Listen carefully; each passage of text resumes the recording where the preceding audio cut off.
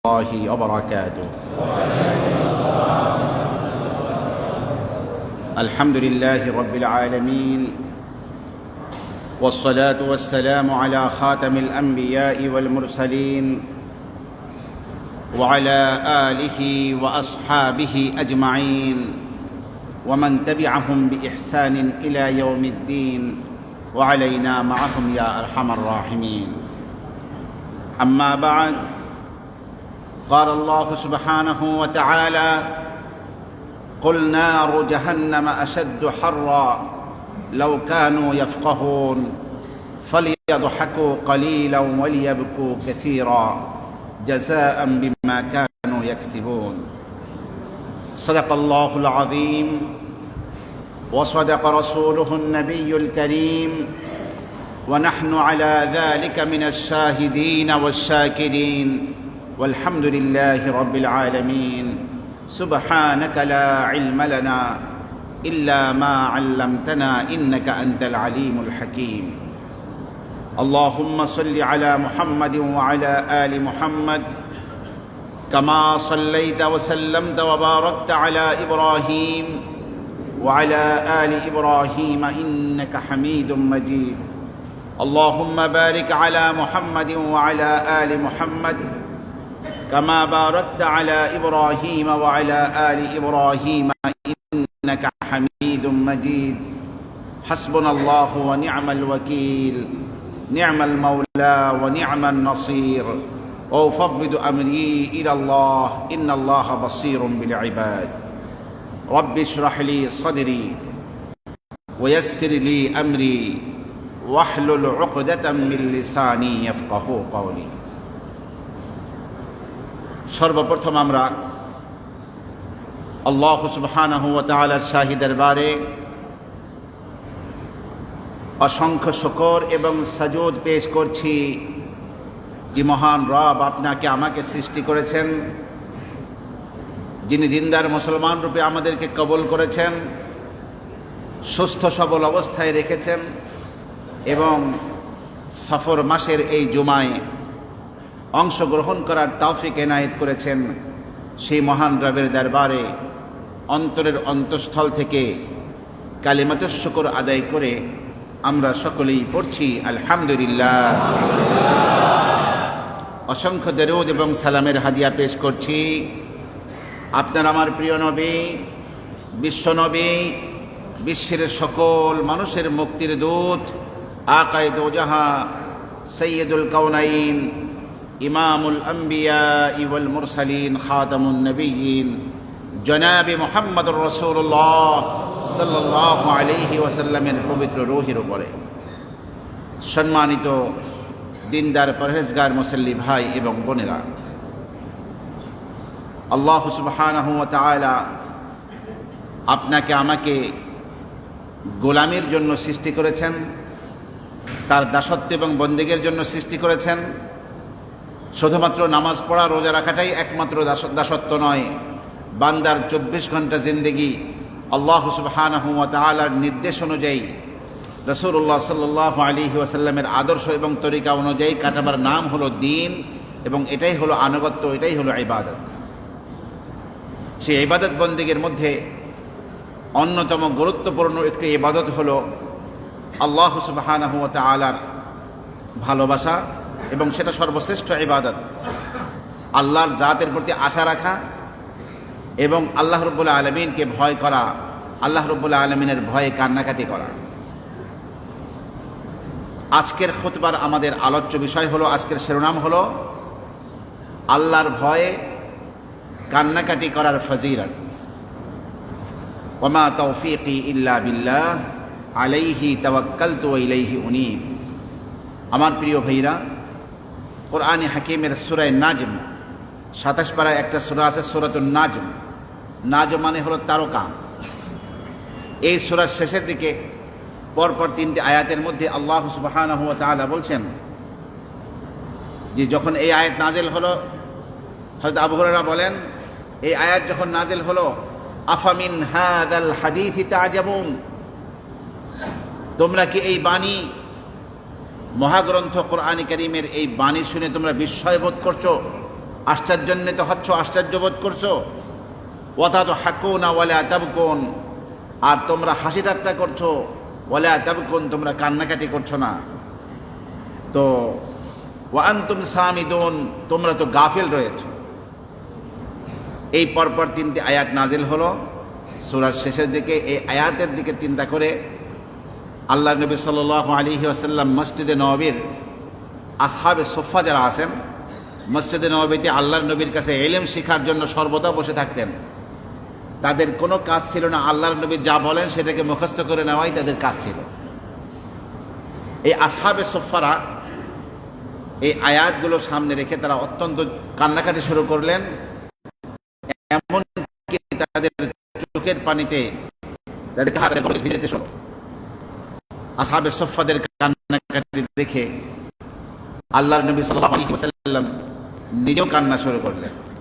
এরপরে রাসূল সাল্লাল্লাহু আলাইহি ওয়াসাল্লাম বললেন যে ওই ব্যক্তি জাহান্নামে প্রবেশ করবে না যে ব্যক্তি আল্লাহর ভয়ে কান্নাকাটি করে। আল্লাহর ভয়ে কান্নাকাটি করা ব্যক্তি কি করবে না? জাহান্নামের আগুনে প্রবেশ করবে না। আমার প্রিয় ভাইরা, ইমাম গজালি রহমতুল্লাহি আলাইহি তিনি বিশ্ববিখ্যাত একটি কিতাব লিখেছেন যার নাম হলো ইহয়া উলুমুদ্দিন। ইহয়া উলুমুদ্দিনের মধ্যে ইমাম গজালি রহমতুল্লাহি আলাইহি লেখেন যে হযরতে ইব্রাহিম আলাইহিস সালাতু ওয়াস সালাম আল্লাহর খলিল, তিনি যখন নামাজে দাঁড়াতেন এমনভাবে কান্নাকাটি করতেন যে তার বুকের ভিতর থেকে যে গড়গড় আওয়াজ বের হতো, ইমাম গজালি লিখেছেন 1 মাইল দূর থেকে সেই গড়গড় আওয়াজ শোনা যাইত। এটা কার কথা বলেছেন? তিনি ইব্রাহিম আলাইহিস সালাতু ওয়াস সালামের কথা বলেছেন। এই পৃথিবীতে আল্লাহ পাকের একজন নবী ছিলেন যিনি খুব বেশি পরিমাণে কান্নাকাটি করতেন। ইবাদত বন্দেগীর মধ্যে তিনি জগৎ সেরা। তিনি হচ্ছেন দাউদ আলাইহিস সালাতু ওয়াস সালাম। দাউদ নবী সবচেয়ে বেশি ইবাদত করতেন, আবার কান্নাকাটিও বেশি করতেন। এমনকি কোনো কোনো বর্ণনায় আছে গোটা পৃথিবীর মানুষের কান্নাকাটি এক পাল্লায় দিলে আল্লাহর নবী হযরত দাউদের কান্নাকাটি আর এক পাল্লায় দিলে দাউদ নবীর কান্নার পাল্লা ভারী হবে।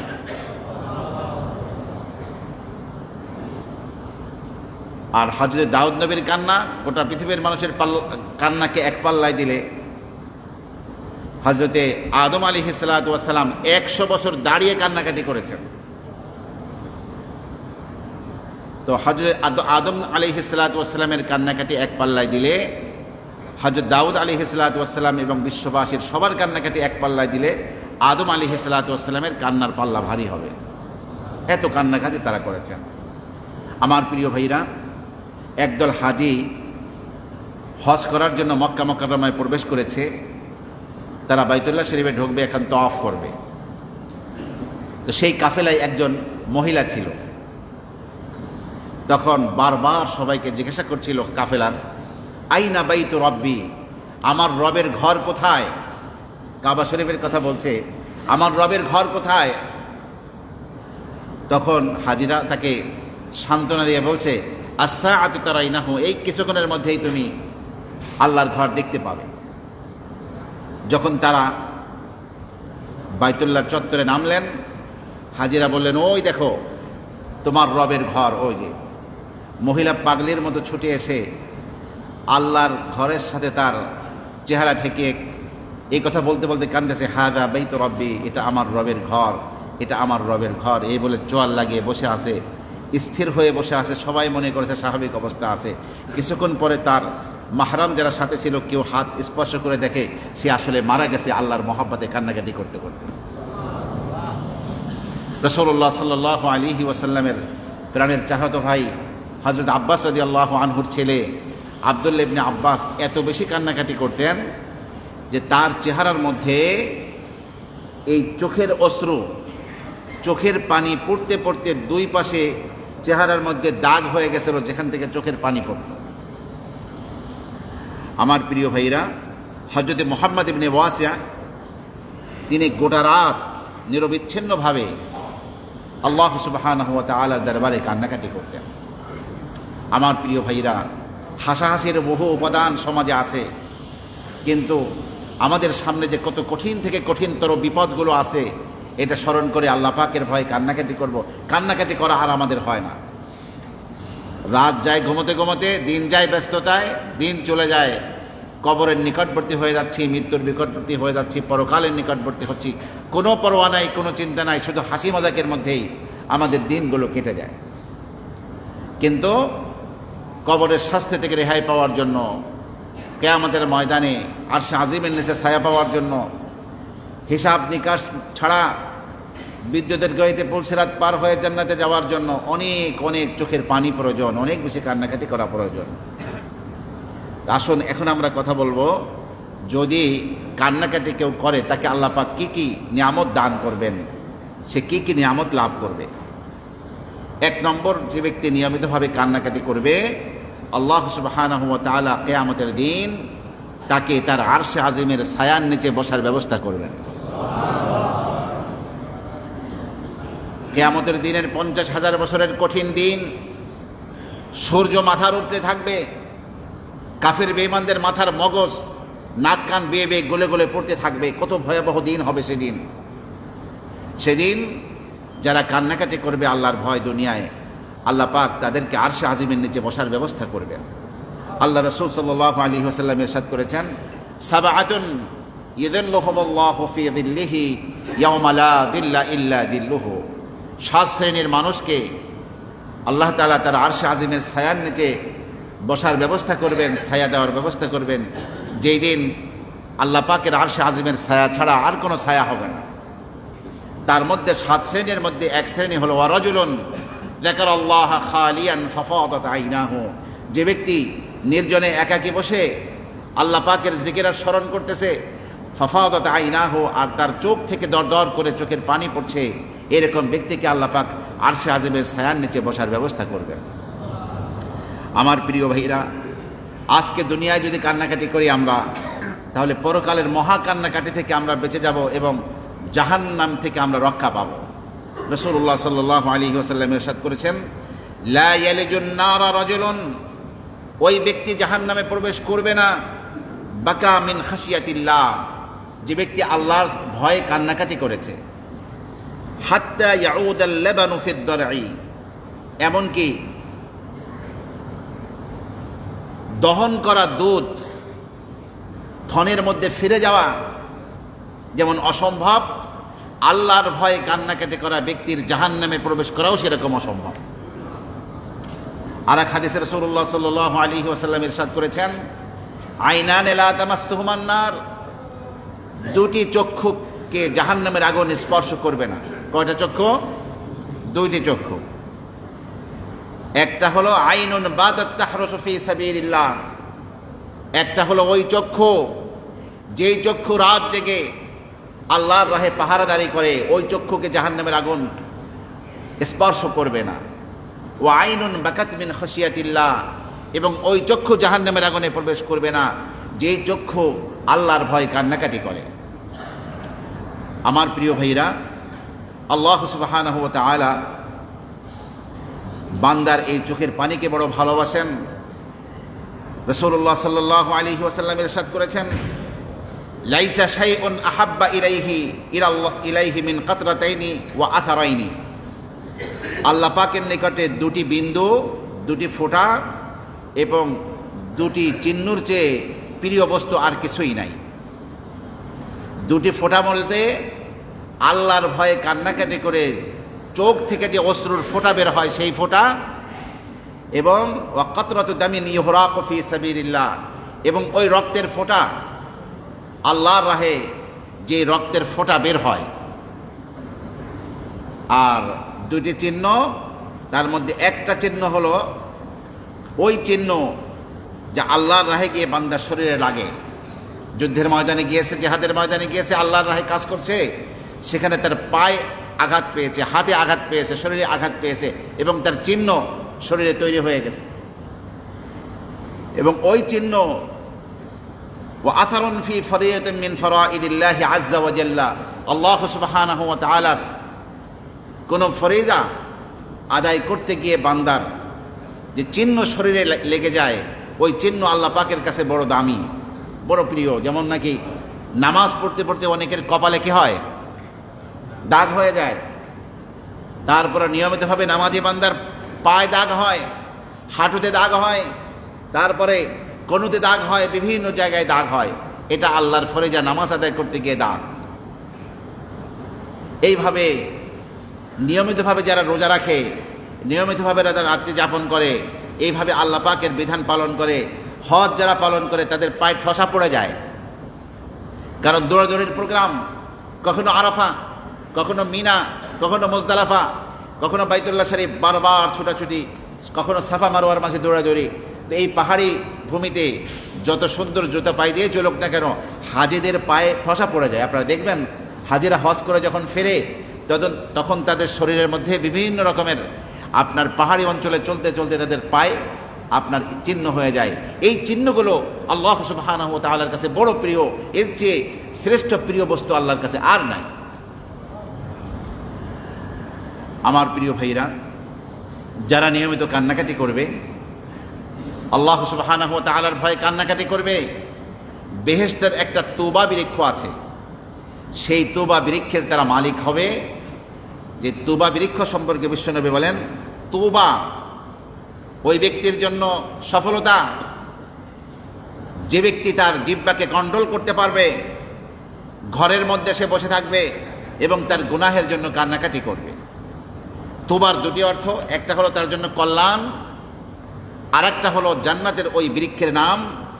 রাসূলুল্লাহ সাল্লাল্লাহু আলাইহি ওয়াসাল্লাম ইরশাদ করেছেন, তুবা শাজারাতুন ফিল জান্নাহ, তুবা হলো বেহেশতের ওই বৃক্ষের নাম, যেই বৃক্ষর দূরত্ব হলো 100 বছরে একটা তেজি ঘোড়া যতদূর চলতে পারে অতখানি তার পরিধি এই বৃক্ষের।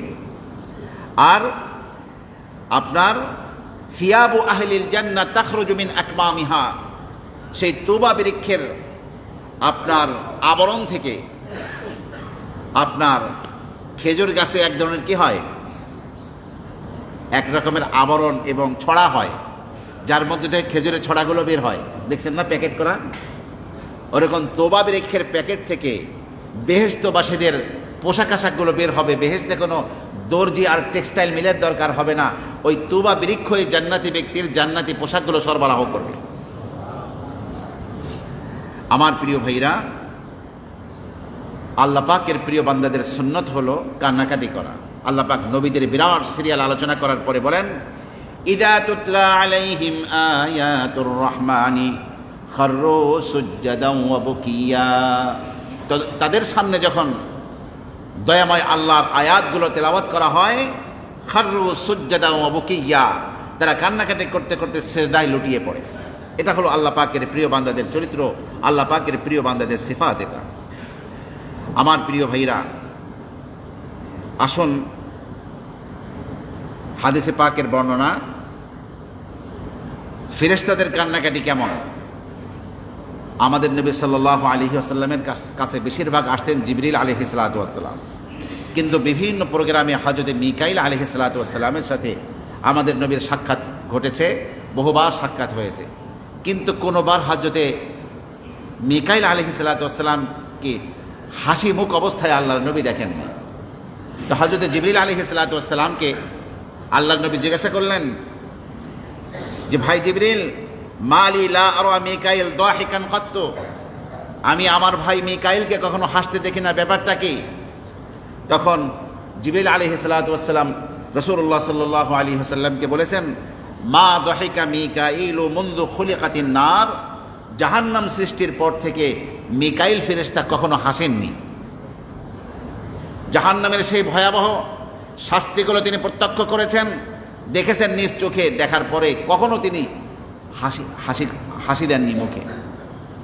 আমার প্রিয় ভাইরা, হযরত ওমর ইবনে আল খাত্তাবের ছেলে আব্দুল্লাহ ইবনে ওমর তিনি বলেন, লাআন আদমা মিন খাশিয়াতিল্লাহি, আল্লাহর ভয় আমার চোখ অশ্রুসিক্ত হবে, কান্নাকাটি করব, এটা আমার কাছে আহাব্বা ইলাইয়া মিন আন আতাসাদ্দাকা আলফা দিনারিন, যে আমি 1000 স্বর্ণ মুদ্র, 1000 স্বর্ণের টাকা আল্লাহর রাহে সদকা করব, দান করব, এর চেয়ে বেশি প্রিয় হলো আল্লাহর ভয়ে কান্নাকাটি করা, চোখ অশ্রুসিক্ত হওয়া।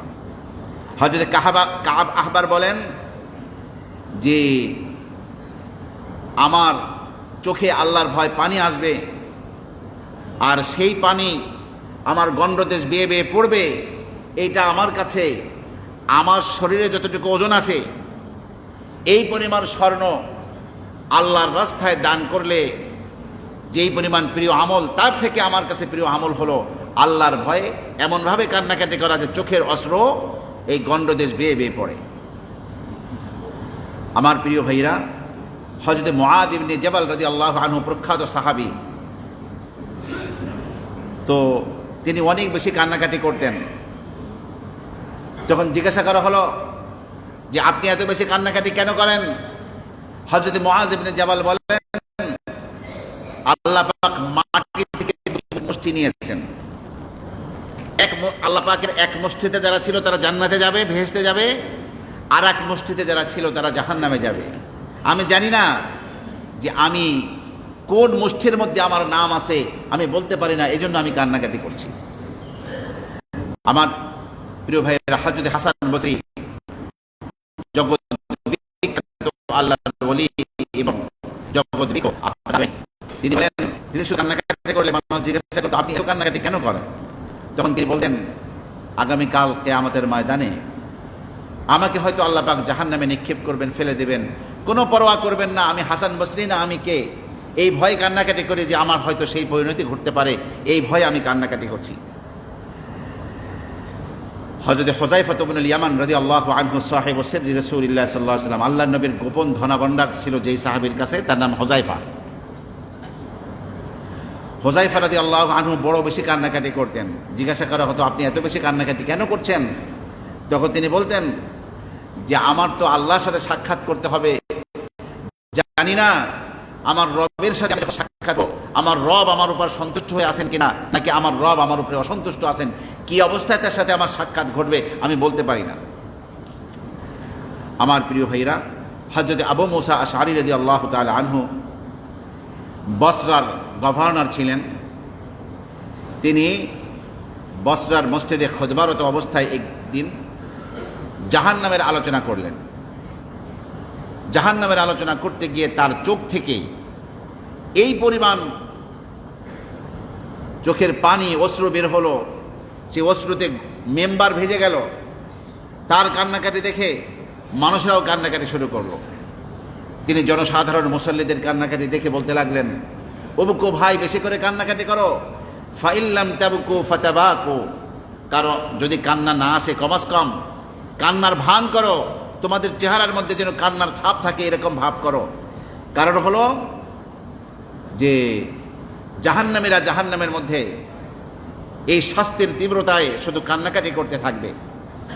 এক সময় তাদের চোখের পানি শেষ হয়ে যাবে কান্নাকাটি করতে, আর চোখে পানি নাই, তখন তাদের চোখ থেকে রক্ত এবং পুঁজ বের হবে, এবং দুই গণ্ডদেশের মধ্যে এত বড় চেহারার আকৃতি হবে, দুই গণ্ডদেশে সে রক্ত এবং পুঁজ বের হওয়ার এত বড় নদ নদী হয়ে যাবে, নদ নদীর মতো জায়গা হয়ে যাবে, রক্ত বের হওয়ার এবং পুঁজ বের হওয়ার, যে সেখানে লঞ্চ স্টিমার চলার মতো বিশাল লঞ্চ স্টিমার ইচ্ছা করলে সেখানে চলতে পারবে, এত বড় হবে।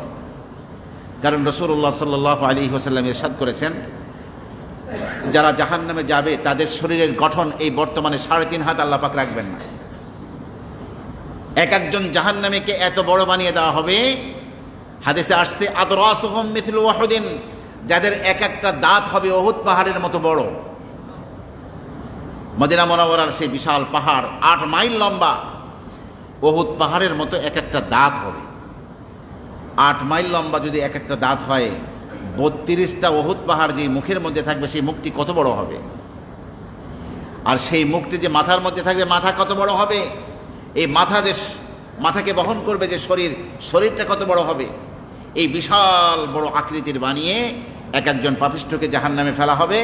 তখন তাদের চেহারাটাও সেরকম বিশাল হবে, তো তাদের চোখও সেরকম বড় হবে। কান্নাকাটি যখন করবে তখন তাদের চেহারার মধ্যে যে রক্ত এবং পুঁজ বের হবে, সেখানে লঞ্চ স্টিমার চলতে যতখানি জায়গা লাগে নদী তার চেয়ে বড় হয়ে যাবে সেখানে। কাজেই হে বসরাবাসী, তোমরা বেশি করে কান্নাকাটি করো। আবু মুসা আশআরী রাদিয়াল্লাহু আনহু সেই কথাটাই বলেছিলেন। আমার প্রিয় ভাইরা, আসুন এখন আমরা আলোচনা করব যে মানুষ কান্নাকাটি কখন করতে পারে আর কখন করতে পারে না। আসল ব্যাপার হলো যে চোখ হলো অন্তরকে অনুসরণ করে। অন্তর যদি, কলব যদি নরম হয় তাহলে অতি সহজেই চোখ থেকে পানি বের হয়। কিন্তু অন্তর যদি শক্ত হয়ে যায়, কলব যদি কঠিন হয়ে যায়, তাহলে কিন্তু যত কান্নার কথাই শোনুক, নিজের আপনজন মারা গেছে তাও কান্নাকাটি করে না। মানুষের অনেকের দিল এত পাথর হয়ে গেছে, চোখে কখনোই পানি আসে না। আমার প্রিয় ভাইরা, এখন দিল পাথর হয়ে যায় কখন, কান্নাকাটি আসে না কখন? যে কাজগুলো করলে কান্নাকাটি আসে না তার মধ্যে একটা হলো বেশি বেশি কথা বলা, কাসরাতুল কালাম। কিছু মানুষ দেখবেন তাদের কাছে যখন বসবেন খালি বকবক কথা বলতেই থাকে, কোনো প্রয়োজন নাই। সেই কথায় না কোনো দুনিয়ার ফায়দা আছে, না কোনো আখিরাতের ফায়দা আছে, শুধু বকবক করতেই থাকে। এই কাসরাতুল কালাম, অধিক কথন স্পৃহা, অধিক বেশি কথা বলা, এটা অন্তরকে কঠোর বানিয়ে দেয়। এক। 2 নম্বর হলো বান্দার অঙ্গীকার হলো আল্লাহর সাথে। রোজে আজালে অঙ্গীকার করে আসছে, আল্লাহ তোমার বিধান মতো জীবন যাপন করব। তুমি যেভাবে বলবা, হে আমার রব, তোমাকে রব বলে স্বীকার করেছি, সেইভাবেই চলবো। এই যে ওয়াদা করে আসছে, আল্লাহর সাথে অঙ্গীকার করে আসছে, আল্লাহ পাকের ফরজ সে আদায় করছে না এবং আল্লাহ পাকের নাফরমানিতে লিপ্ত হয়, তখন গিয়ে বান্দার দিল কঠোর হয়ে যায়। আর আরেকটি কারণে কঠোর হয়, সেটা হলো বেশি বেশি খাওয়া দাওয়া করলে। এই জন্যই পেটের 3 ভাগের 1 ভাগ খাবারের সময় আল্লাহ রাসূল সাল্লাল্লাহু আলাইহি ওয়াসাল্লাম বলেছেন যে মানুষের শির দ্বারাকে সোজা করে রাখতে পারে এমন 2-4 লোকমা খাবারই যথেষ্ট, অল্প কয়েক লোকমা খাবারই যথেষ্ট। যদি এর চেয়েও বেশি খেতে হয়, খাবার স্পৃহা জাগে, তাহলে থুলুথুন লি তুআমিহি, খাবারের জন্য 3 ভাগের 1 ভাগ, ওয়া থুলুথুন লিমাইহি লিশারাবিহি, পানির জন্য আরেক ভাগ, ওয়া থুলুথুন লিনাফাসিহি, আর শ্বাস নেওয়ার জন্য আরেক ভাগ। কিন্তু আমরা কি মজার খাবার সামনে আসলে আমরা কি এইভাবে এত ভাগ করার সময় থাকে আমাদের? ভাত খেয়েই তো অবস্থা এরকম হয় যে পানি খাওয়ার জায়গা নেই। এই বেশি খাওয়া দাওয়া করলে অন্তর কি হয়ে যায়? কঠোর হয়ে যায়।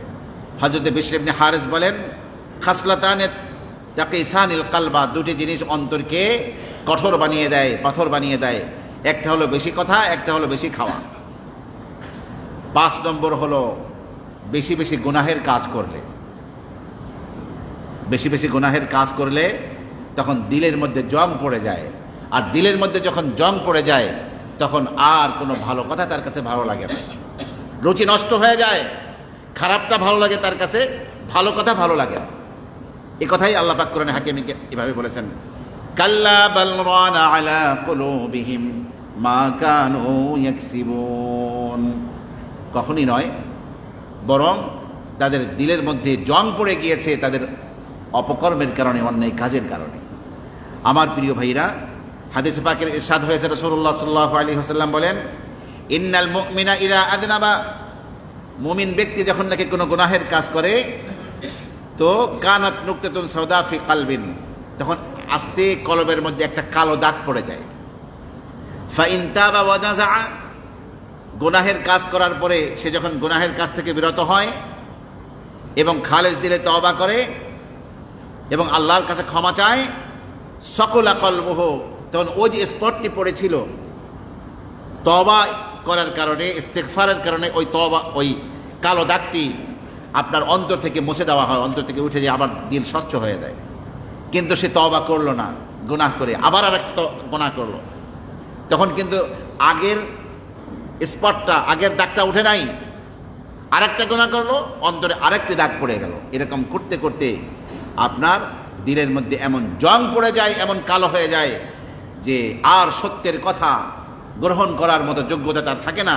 এই কথাই আল্লাহ পাক কোরআনে বলেছেন, কাল্লা বাল রানা আলা কুলুবিহিম মা কানু ইয়াকসিবুন। এই জন্য গুনাহ যদি কখনো হয়ে যায়, সাথে সাথে তওবা ইস্তেগফার করে ফিরতে হবে, যাতে করে দিল ঠিক থাকে। দিল ঠিক না তো সবই নষ্ট হয়ে যাবে। 6 নম্বর হলো মানুষের প্রতি জুলুম করলে। আজকে যারা মানুষের প্রতি জুলুম করছে, নির্যাতন করছে, মানুষের সম্পদ অন্যায়ভাবে নিয়ে খাচ্ছে, আমার প্রিয় ভাইরা, তারা মনে করে বাস যেভাবেই হোক, চাঁদাবাজি করে হোক, ঘুষের মাধ্যমে হোক, মানুষের সুদের মাধ্যমে হোক, অন্যায় এবং প্রবঞ্চনা দিয়ে মানুষের টাকা পয়সা নিয়ে নিলে হোক, যেভাবেই হোক, আবার একটা হজ করলে, একটা ওমরা করলে, একটা মাদ্রাসা দিলে, একটা মসজিদ দিলে বাস মাফ হয়ে যাবে। আপনি মাদ্রাসা মসজিদ দিলেন, কার পয়সা দিয়ে দিলেন? আপনি যে টাকা পয়সা দিয়ে ওমরা করলেন, হজ করলেন, ওটা আপনার পয়সা নয়। আপনি মাদ্রাসা মসজিদ দিলেন, আপনার নিজের পয়সা নয়। দুনিয়ার মানুষকে ঘুষ দিতে দিতে অবস্থা এই হয়েছে, মনে করছে আল্লাহকেও নাউজুবিল্লাহ ঘুষ দেওয়া যায়। অপবিত্র কোনো বস্তু, হারাম বস্তু আল্লাহকে দেওয়া, এটা আরো বেশি বেয়াদবি, আরো বেশি অন্যায় কাজ। মালিককে খুঁজে অনুসন্ধান করে ওই যার কাছ থেকে অন্যায়ভাবে টাকাটা খাওয়া হয়েছে, তার সম্পদকে, তার জমিনকে আত্মসাৎ করা হয়েছে, তার কাছে তার অধিকারকে ফেরত দিতে হবে। তো যারা এই জুলুম করে, দেখবেন এই টাইপের মানুষ যারা, আপনি যত কথা কান্নার মতো বলেন, এদের দিল অন্যায় করতে করতে এমন পাথর হয়ে গেছে, হাজারো মানুষের বদদোয়াকে আল্লাহর কাছে তার বিরুদ্ধে নালিশ হাজার হাজার হয়ে গেছে। এখন শুধু আল্লাহ পাকের পাকড়াইয়ের সময়টা বাকি। এই টাইপের মানুষদের কখনো দেখবেন না যে এদের চোখে পানি আসছে। 7 নম্বর হলো সোহবাতুল আশরার, সোহবাতুস সু, খারাপ লোকদের সাথে ওঠা বসা করা, খারাপ বন্ধুদের সাথে ওঠা বসা করলে দিল নষ্ট হয়ে যায়।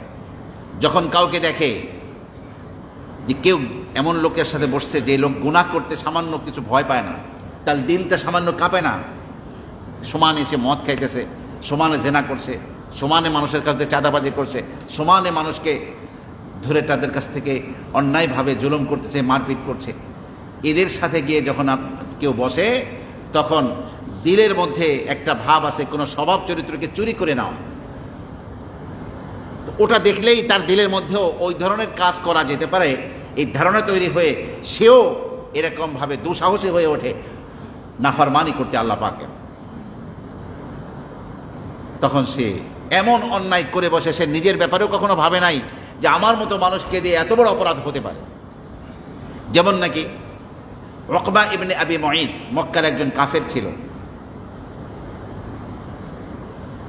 উবাই ইবনে খালফের বন্ধু ছিল। উকবার নিয়ম ছিল, সে কোনো বাণিজ্যিক সফর থেকে আসার পরে অনেক টাকা লাভ হয়েছে ব্যবসায়, ওর জবই করে মানুষকে খাওয়াতো। একবার অনেক অনুনয় বিনয় করে আল্লাহর নবীকে দাওয়াত দিয়েছে। উবাই ইবনে খালফ উকবা ইবনে আবি মুঈতের বন্ধু, সে তখন বাহিরে ছিল, মক্কার বাহিরে। তো আল্লাহর নবী সাল্লাল্লাহু আলাইহি ওয়াসাল্লাম তার ওখানে গেছেন। রাসূল সাল্লাল্লাহু আলাইহি ওয়াসাল্লাম বললেন, মা আনা বিআকিলি তুআমাক, এই উকবা, আমি তোমার খাবার খাবো না যতক্ষণ না তুমি আল্লাহ যে এক এই সাক্ষ্য দিবে এবং আমি আল্লাহর নবী এই সাক্ষ্য দিবে, ততক্ষণ পর্যন্ত আমি তোমার খাবারকে স্পর্শ করব না। আরবদের মধ্যে হাজারো অপরাধের পরেও একটা জিনিস ছিল, মেহমানদারিতে তারা অত্যন্ত পারদর্শী ছিল। তারা মেহমান দস্তরখান থেকে উঠে যাবে, মেহমান খাবে না, এটা তাদের জন্য বড় কষ্টের কারণ ছিল। তখন দিলের অবস্থা যাই ছিল, আল্লাহর নবীকে খানা খাওয়ানোর জন্য সে কালেমার ঘোষণা দেয়া দিল। আল্লাহর নবী তার খাবারকে গ্রহণ করলেন। উবাই ইবনে খালফের কাছে সংবাদ গিয়েছে যে তোমার বন্ধু উকবা ইবনে আবি মুঈত তো সে মুসলমান হয়ে গেছে। উকবার যখন দেখা হলো উবাই ইবনে খালফের সাথে, তখন বলল, ভাই ভুল বোঝো না, আমি মুসলমান হই নাই, আমি আসলে ওনাকে খানা খাওয়াবার জন্য এর ঘোষণা দিয়েছি। বলছে, আমি তোর কথা বিশ্বাস করি না। যদি তুই তাকে গালাগালি করতে পারিস, তার চেহারার সামনে থুতো মারতে পারিস, তাহলে বুঝবো যে তুই সত্যিকার অর্থে কলেমা পড়িস নাই। এইবার উকবার সিদ্ধান্তের ব্যাপার যে যে কলেমা পড়ছে তার উপরে সে বহাল থেকে সত্যিকার অর্থে সে ঈমান আনবে, আর নাকি উবাই ইবনে খালফের বন্ধুত্বকে প্রাধান্য দিয়ে সে ওই কাফের থেকে যাবে। কিন্তু কপাল যার মন্দ, অনন্তকাল জাহান্নামে হওয়া যার ভাগ্য ললাটে লেখা, সে কি করে কলেমা পড়বে আর কি করে ইমানের পথে চলবে? আল্লাহর নবী সাল্লাল্লাহু আলাইহি ওয়াসাল্লামের সামনে থুতো মেরে বলল, আমি যা বলছি সেটাকে অস্বীকার করছি, এরকম বলল। বদরের যুদ্ধে অন্য কাফেরদের পাশাপাশি উকবা ইবনে আবি মুঈত সেও নিহত হলো, সেও মারা গেল। কিয়ামতের দিন আল্লাহ পাক এই উকবাকে যখন উঠাবেন তখন তার অবস্থা কি হবে? সূরা ফুরকানের মধ্যে 19 পারার একেবারে প্রথম পৃষ্ঠার মধ্যে আল্লাহ পাক বলেন, ওয়ায়াউমা ইয়া'আদ্দু যালিমু আলা ইয়াদাইহি, জালিম তখন নিজের আঙ্গুল কামড়াতে থাকবে আর বলতে থাকবে, কি বলতে থাকবে? ইয়া লাইতানি ইত্তাখাযতু মা'আর, ইয়াকুলু ইয়া লাইতানি ইত্তাখাযতু মা'আর রাসূলি সাবিলা, হায় আমার আফসোস, আমি যদি রসুলের সাথেই আমার জগৎকে নির্মাণ করতাম তাহলে এটাই ভালো ছিল। ইয়া ওয়াইলাতা লাইতানি লাম আত্তাখিয ফুলানান খালিলা, হায় আমার আফসোস, আমি যদি অমুককে, অমুক বলতে উবাই ইবনে আবি মুঈত, উবাই ইবনে খালফ, হায় তাকে যদি আমি বন্ধু না বানাতাম। লাকাদ আদাল্লানি আনিদ যিকরি বা'দা ইয জাআনি, আমার কাছে সত্য এসে পৌঁছার পরেও সে আমাকে পথভ্রষ্ট করে দিয়েছে। ওয়া কানা আশ-শাইতানু লিল ইনসানি খাযুলা, শয়তান মানুষকে লাঞ্ছিত করে, এটাই হলো শয়তানের কাজ। কিন্তু কিয়ামতের দিন সে আফসোস করে অকবার কি হবে? সে তো চির জাহান্নামী হয়ে কঠিন শাস্তির মুখোমুখি হয়েই বদর প্রান্তরে নির্মমভাবে নিহত হয়েছে, অনন্তকাল জাহান্নামে হয়ে গেছে। খারাপ বন্ধুদের পাল্লায় পড়েই আজকে সমাজের যে ছেলেমেয়েরা অন্যায় কাজ করছে, খবরদার নিজের সন্তানদেরকে লক্ষ্য করে দেখবেন তারা যেন খারাপ বন্ধুদের সাথে ওঠাবসা করতে না পারে। যদি খারাপ বন্ধুদের সাথে ওঠাবসা করে তাহলে কিন্তু ওদের জীবন উচ্ছন্নে যাবে, ওরা নষ্ট হয়ে যাবে, ধ্বংস হয়ে যাবে। ভালো মানুষের সাথে ওঠাবসা করাবেন, নিজে দেখে দেখে রাখবেন সন্তানকে। বিশেষ করে মানুষের জীবনের টার্নিং পয়েন্ট যে 13 থেকে 20 বছর বয়স, এই বছরের মধ্যে, এই সময়ের মধ্যে যাদের ছেলে মেয়ে এই বয়সের আছে তাদেরকে খারাপ বন্ধুদের সাথে উঠাবসা করা থেকে অত্যন্ত সচেতনভাবে বিরত রাখতে হবে। কোথাও যেন ছেলে মেয়ে গিয়ে রাত্রি যাপন করতে না পারে, কোথাও খারাপ বন্ধুদের আড্ডায় যেতে না পারে, নিজের সন্তানকে নিজের দেখে রাখতে হবে। আমার প্রিয় ভাইরা, আসুন এখন দিল নরম হওয়ার কিছু ব্যবস্থাপনা নিয়ে আমরা কথা বলবো। এখন দিল যদি নরম হয় চোখে পানি আসবে, কান্নাকাটি করতে পারবো আমরা। দিল যদি শক্ত হয়ে যায় তাহলে আর চোখে পানি আসবে না। তো 1 নম্বর যে উপাদানটি, যে আল্লাহ পাকের পরিচয় লাভের জন্য চেষ্টা করতে হবে। আল্লাহর অনেকগুলো, এই যে 99টি নাম খোদিত আছে, আল্লাহ পাকের জাতি নাম, ব্যক্তি সত্তার নাম, আল্লাহ পাকের সিফাতি নাম, আল্লাহ পাকের শক্তি, আল্লাহ পাকের মহানত্ব, এগুলো চিন্তা করে করে আল্লাহ পাকের মারিফাত হাসিল যদি কেউ করতে পারে তাহলে সে নিজেকে অত্যন্ত তুচ্ছ দেখবে এবং আল্লাহর কাছে হাত উঠালেই তার চোখে পানি আসবে। আমার প্রিয় ভাইরা, 2 নম্বরে যে উপাদানটি গ্রহণ করা দরকার সেটা হলো কোরআনে কারীমের তেলাওয়াত। বেশি বেশি কোরআনকে, যারা চাকরি করি অনেক সময় কাজ থাকে না, অথবা বাসায় বসে টেবিলে বা কোথাও পড়ি, সেখানে কোরআনে কারীম একটা রেহালের মধ্যে বা টেবিলের মধ্যে রাখা, একটু সময় পেলেই কোরআনে কারীম খুলে তেলাওয়াত করা, একটু সময় বের করে প্রতিদিন কোরআনে কারীমের তরজমা তাফসীর মার্কেটে অনেক পাওয়া যায়, তো কোরআনে কারীম ভালো করে অনুধাবন করার চেষ্টা করা, পড়া এবং অর্থ বোঝার চেষ্টা করা। কোরআনের ছত্রে ছত্রে আল্লাহর প্রেম এবং মারিফাত লুকিয়ে আছে এবং কোরআন তেলাওয়াতের মধ্য দিয়ে আমি আল্লাহ পাকের কাছে পৌঁছে যেতে পারবো, দিল নরম হবে। 3 নম্বর হলো বেশি বেশি আল্লাহ পাকের জিকির করতে থাকা। উঠতে বসতে চলতে ফিরতে আমরা আল্লাহ পাকের জিকির করব। সবাই পড়ুন আমার সাথে, সুবহানাল্লাহি ওয়া বিহামদিহি সুবহানাল্লাহিল আযীম। চলতে ফিরতে আমরা কি পড়ব? সুবহানাল্লাহি ওয়া বিহামদিহি সুবহানাল্লাহিল আযীম। কালেমা শরীফের জিকির করব, লা ইলাহা ইল্লাল্লাহ, মাঝে মাঝে লা ইলাহা ইল্লাল্লাহ মুহাম্মাদুর রাসূলুল্লাহ, সুবহানাল্লাহ, আলহামদুলিল্লাহ, লা ইলাহা ইল্লাল্লাহু আল্লাহু আকবার, সুবহানাল্লাহি বিহামদিহি সুবহানাল্লাহিল আযীম।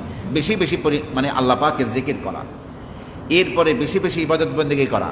নফল রোজা যা আছে, নফল রোজা রাখা, ফরজ নামাজের সুন্নতের পরে আবার নফল আছে, সেই নফলগুলো পালন করা। এইভাবে নফল ইবাদত বাড়িয়ে দেওয়া, ইবাদত বন্দেগী বাড়িয়ে দেওয়া।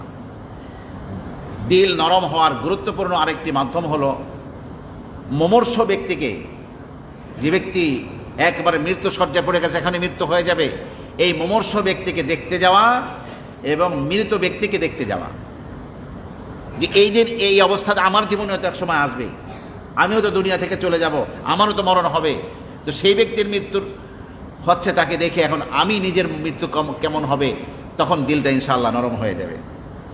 এরপরে আমার ভাইরা, ষষ্ঠ হলো আকলুল হালাল। হারাম খাইলে কখনো দিল নরম হয় না, হালাল খেলেই দিল নরম হবে। হারামের ধারে কাছে যাওয়া যাবে না। হারাম খেলে ইবাদত কবুল হয় না, দোয়াও কবুল হয় না, কোনো কিছুই কবুল হয় না আল্লাহর কাছে। হাজ্জাজ ইবনে ইউসুফ বসরার জালিম শাসনকর্তা কয়েকজন আলেমকে ডেকে, যারা দোয়া কবুল হয় এদেরকে কিছু হারাম টাকা পয়সার জিনিসপত্র কিনে খাওয়াইতেছে। তখন বসে যে আপনার শত্রুতা করে এরা, এদেরকে এত ভালো খাওয়া দাওয়া করেন কেন? বসে ওদের বদদোয়া থেকে আমি বেঁচে গেলাম, হারাম খাওয়াইতেছি, ওদের প্রাণ ঢুকছে, এখন আর আমাদের যত কাজে লাগবে না, দোয়া কবুল হবে না। খুবই সাবধান, পেটের মধ্যে কোনো কিছু ঢুকানোর আগে শতবার চিন্তা করতে হবে, কারণ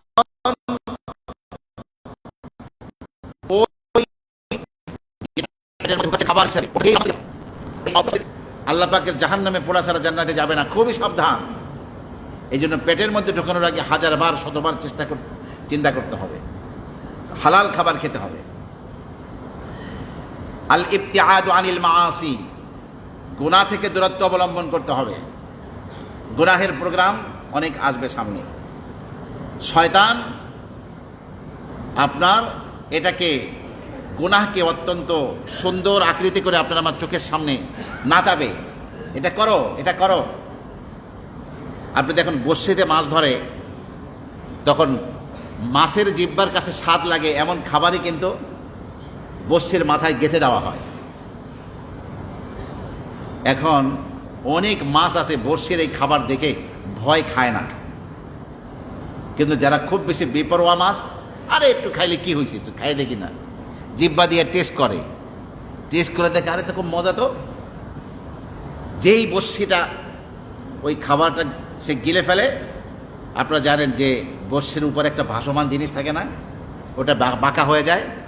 বাঁকা হয়ে গেলে যে বড়শি করেছে সে তো বুঝতে পারে যে মাছে খাইছে তার খাবারটা, তখন টান দিলে ওই বড়শিটা একেবারে তার ভিতরে আটকে যায়। তখন যত ছটফট করুক তার তো আর কোনো উপায় থাকে না মাছের। তো এই মাছটাকে কুটে ভুনা করে তারপরে মানুষ খায়। তো মাছের তো কোনো হিসাব নিকাশ নাই। দুনিয়ার সামান্য আগুনে একবার ভাজি হয়ে গেল, বাস তার জিন্দেগি শেষ হয়ে গেল।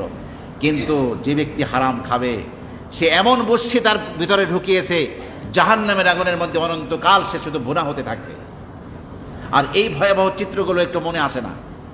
ওয়াকাতরে হারাম খাওয়া হচ্ছে, এবং আবার দোয়াও চাই, হুজুর দোয়া করেন। আবার হারাম খাওয়ার আপনার প্রোগ্রামগুলো সামনে নেয়, অথচ যেই টাকা পয়সা তার কাছে আসে সেটাকে সামলাইতে পারছে না।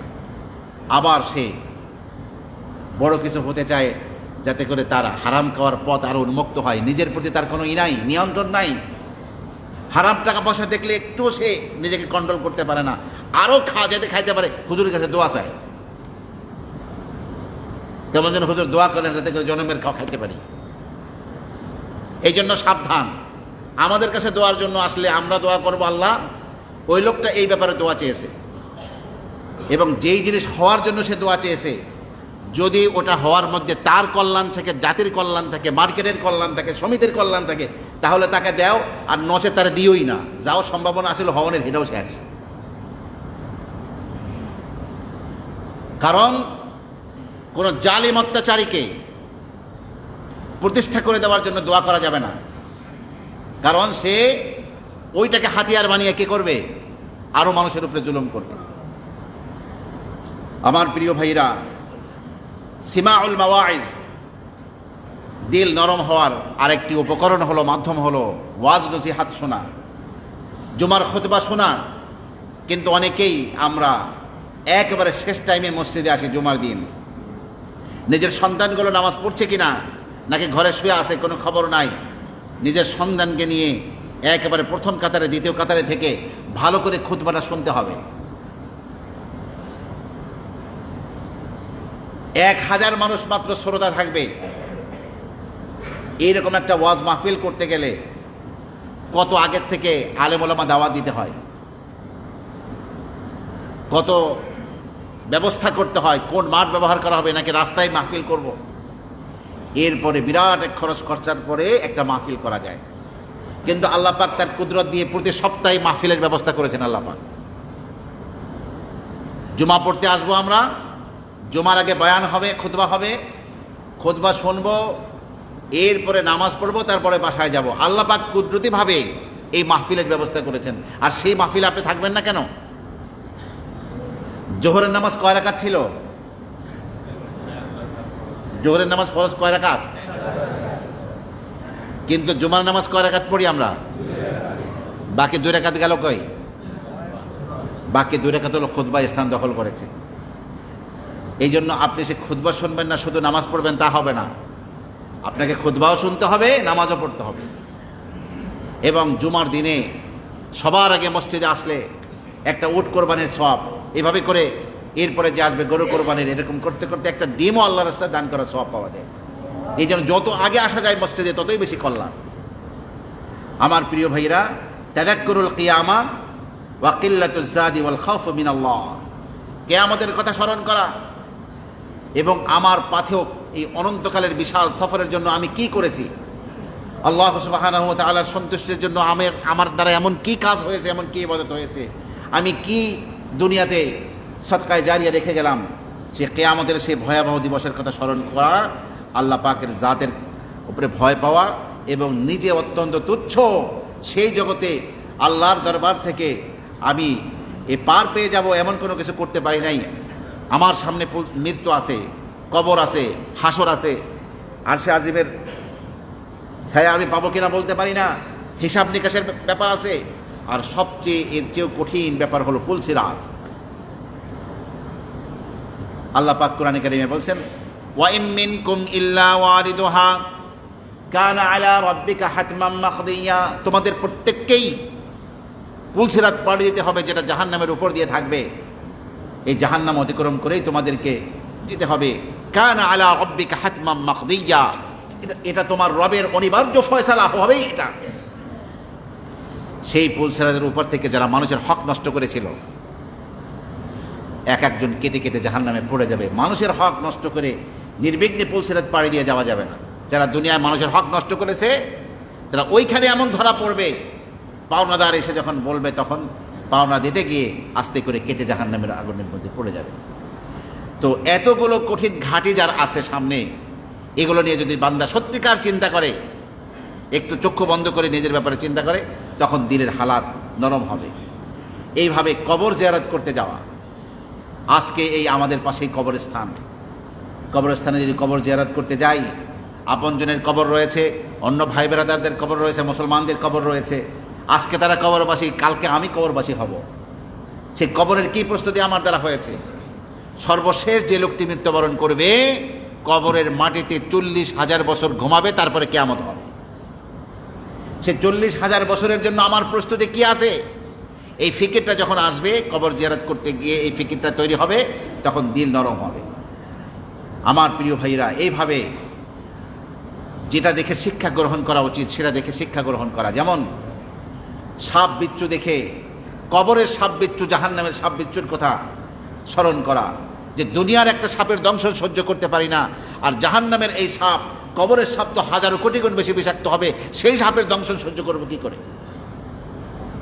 আমার প্রিয় ভাইরা, এইভাবে আগুন, যে আগুনে পাকশাক করা হচ্ছে, এই আগুন দেখে বড় আগুনের কথা, জাহান্নামের আগুনের কথা স্মরণ করা। হযরতে আপনার এই সুফিয়ান সাউরি রহমতুল্লাহ আলাইহি দুনিয়ার আগুন দেখলে তিনি বেহুশ হয়ে পড়ে যেতেন, ওনার স্ত্রী ওনার সামনে চুলায় আগুন জ্বালাইত না। তখন ওনাকে জিজ্ঞাসা করা হতো, হযরত আপনি আগুন দেখলে ভয় পান কেন? তখন তিনি বলতেন যে এই ছোট আগুন আমাকে বড় আগুনের কথা স্মরণ করিয়ে দেয়, জাহান্নামের আগুনের কথা স্মরণ করিয়ে দেয়। এরপরে সর্বদাই বারবার মোনাজাত করতে থাকা, দোয়া করতে থাকা, দিল নরম হওয়ার জন্য আল্লাহর কাছে কান্নাকাটি করা, আল্লাহ আমার দিলটাকে নরম বানিয়ে দাও, আল্লাহ তাকওয়া পরহেজগারি আমাকে দান করো, গুনাহমুক্ত জীবন নসিব করো, আল্লাহ পাকের কাছে সর্বদাই কান্নাকাটি করতে থাকা। আর তারপরেও যেখানে কান্নাকাটি হয় সেই পরিবেশে নিজেকে নিয়ে যাওয়া। যেখানে হাসাহাসি হয় সেই পরিবেশে না, যেখানে কান্নাকাটি বেশি হয়, যাদের কান্না দেখলে আপনার আমার মধ্যেও কান্না আসবে, এরকম পরিবেশে নিজেকে নিয়ে যাওয়া। তখন দেখা যাবে দিল নরম হয়ে গেছে, একবার চোখের পানি ইনশাআল্লাহ প্রবাহিত হলে সামনে হতেই থাকবে ইনশাআল্লাহ। এই অত্যন্ত গুরুত্বপূর্ণ আমল, যার দ্বারা আল্লাহর সন্তুষ্টি হাসিল হবে, যার দ্বারা কবরের শাস্তি থেকে রেহাই পেতে পারবো, যার দ্বারা আপনি আমি পুত পবিত্র জীবনধারা গ্রহণ করতে পারবো, সেই আল্লাহর ভয় কান্নাকাটি করার এই মহান ইবাদত, আজকে এই ইবাদত থেকে আপনি আমি অনেকেই বঞ্চিত। আল্লাহ সুবহানাহু ওয়া তাআলা আপনাকে আমাকে সকলকেই এই বড় ইবাদত করার তৌফিক এবং যোগ্যতা দান করুন। নিয়মিতভাবে আল্লাহ পাকের কাছে কান্নাকাটি করতে পারি এমন দিল, এমন চক্ষু আল্লাহ পাক আমাদেরকে নসিব করুন। শেষ রাতে তাহাজ্জুদের পরে যেন আমরা প্রতিদিন আল্লাহর কাছে তাহাজ্জুদ পড়ে কান্নাকাটি করতে পারি। আল্লাহ আমাদের সেইভাবে সকলকে কবুল করো, আমাদের সন্তানদেরকে কবুল করো, গোটা পৃথিবীর মুসলিম উম্মাহকে কবুল করো। সকলে বলেন আমিন। ওয়া আখিরু দাওয়ানা আনিল হামদুলিল্লাহি রাব্বিল আলামিন।